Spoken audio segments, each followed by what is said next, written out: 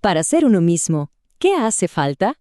Esa es en el fondo la gran pregunta que nos deja Hermann Hesse en su novela Demian. Y hoy justamente vamos a meternos en los primeros pasos de su protagonista, Emil Sinclair.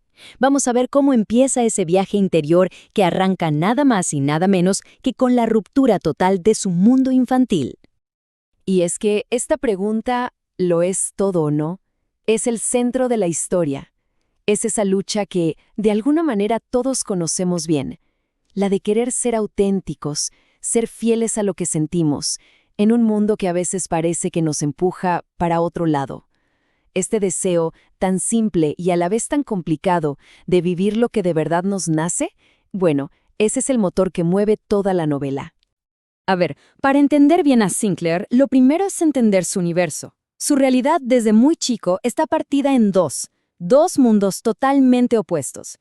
Y ojo, esto no es solo el decorado de la historia, ¿eh? Esta dualidad es la base, la raíz de todo su conflicto. Por un lado, tenemos lo que él llama el mundo luminoso. Piensen en su casa. Todo es orden, amor, reglas claras, buenas costumbres. Es el mundo donde la conciencia está tranquila. Pero, pegadito a ese mundo, a veces hasta dentro de la misma casa, está el otro, el mundo oscuro. Y acá es todo lo contrario. Son los rumores de las criadas, los secretos, lo prohibido, lo caótico. Un lugar que le da miedo, sí, pero que al mismo tiempo lo atrae muchísimo. Y claro, acá es donde nace el problema, porque Sinclair no es de un solo mundo, siente que pertenece a los dos. Y esa tensión, esa fascinación por lo prohibido, mientras vive en un entorno supuestamente puro, bueno, eso es exactamente lo que va a prender la mecha de todo lo que viene después. Y lo interesante es que la caída de ese paraíso infantil no es una gran explosión, no. Llega con algo chiquito, casi insignificante, una mentira. Pero, ¿qué mentira? Una que lo va a tirar de cabeza y sin pedir permiso, directo al lado oscuro. Todo arranca por algo súper infantil, la verdad, para impresionar a un chico más grande del barrio, un tal Franz Kromer que le metía miedo a todos. Sinclair se inventa una historia. Dice que robó unas manzanas, algo que nunca pasó, claro, pura fanfarronería para quedar bien. Bueno, esa mentirita inofensiva se convierte en una pesadilla al toque. Kromer, que es un personaje del mundo oscuro de Manual, ve la oportunidad y se manda de cabeza. Lo empieza a chantajear, le pide plata, y de repente Sinclair es su esclavo. El silbido de Kromer, que era un sonido más, ahora es como la banda sonora de su terror. Imagínense el peso de ese secreto. Lo aísla completamente. El mundo luminoso, su familia, su casa, ya no es un refugio. Ahora es todo lo contrario. Es un recordatorio constante de su mentira. La paz que hay en su hogar solo hace que la tormenta que tiene adentro se sienta peor. Es como si fuera un criminal infiltrado en el paraíso. Y acá pasa algo clave, un quiebre tremendo. Por primera vez, Sinclair mira a su padre y se siente superior, porque su padre no sabe nada, no tiene idea de su sufrimiento. Y esa sensación es la primera grieta en esa imagen perfecta, casi divina, que tenía de sus padres. Es el primer golpe a las bases de su mundo infantil. Y justo ahí, cuando Sinclair está en el fondo del pozo, totalmente atrapado, sin ver ninguna salida, aparece alguien. Un personaje nuevo, misterioso, que va a cambiar las reglas del juego por completo. Este chico nuevo, Max Demian, no se parece a nadie. Es distinto. Es más un observador que un participante. Se lo ve maduro, casi como un adulto, con una seguridad en sí mismo que desconcierta.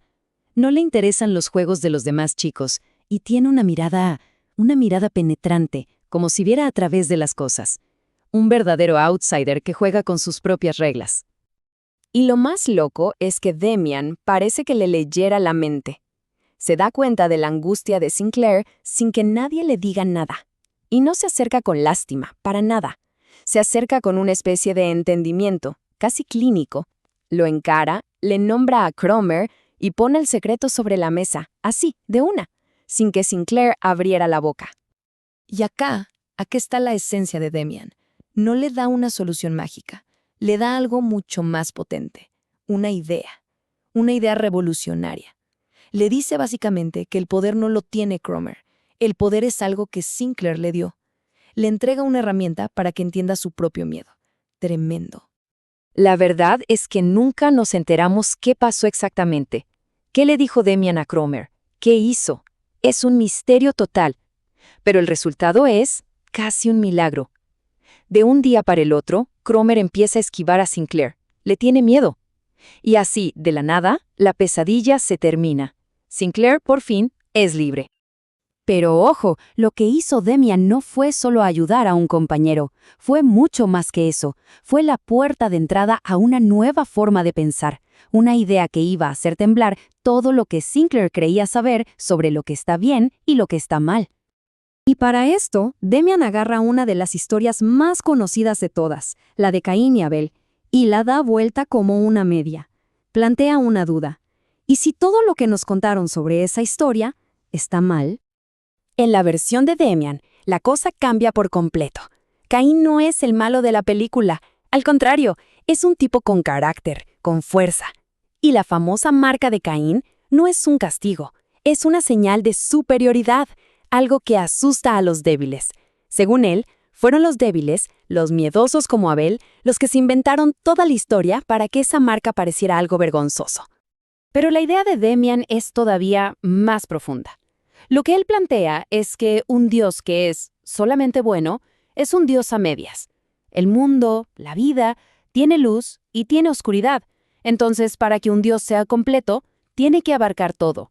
Tiene que incluir también la parte oscura, la parte diabólica. Porque la vida es así. Ambas cosas son parte de lo mismo. Entonces, tenemos a Sinclair, libre de su acosador y con la cabeza llena de estas ideas súper radicales. Uno pensaría, listo, ahora se va a lanzar de cabeza a explorar este nuevo mundo que le mostró Demian. Pero, ¿es eso lo que pasa? No, para nada. Elige lo seguro antes que la verdad. Se escapa, vuelve corriendo a la comodidad de su casa, a ese paraíso perdido que es su infancia. Le cuenta a su mamá una versión muy light de la historia, y a propósito, empieza a evitar a Demian. ¿Por qué? Porque las ideas de su salvador le dan miedo. Son demasiado grandes, demasiado incómodas. Y el mismo Sinclair, ya de grande, cuando cuenta la historia, lo entiende perfecto. Se da cuenta de que el camino que le estaba mostrando Demian, el camino hacia uno mismo, es el más jodido de todos. Siempre es más fácil volver a lo conocido, a las reglas que ya te dieron, que empezar a construir las tuyas. Pero, aunque se esconda, algo ya cambió para siempre. La semilla de la duda quedó plantada. Y el símbolo de esa semilla es algo que Demian había visto desde el primer día, el escudo que estaba en la puerta de la casa de Sinclair. Un pájaro, un gavilán. Y esto nos lleva a la metáfora que va a marcar todo el resto del libro. El pájaro, que es Sinclair, tiene que romper el cascarón para nacer. Y ese cascarón es un mundo. Entonces la pregunta que queda en el aire es, ¿qué mundo tiene que destruir Sinclair para poder nacer de verdad? ¿El mundo luminoso de sus padres? ¿El mundo oscuro que acaba de descubrir? ¿O tal vez los dos? El viaje está claro, recién empieza.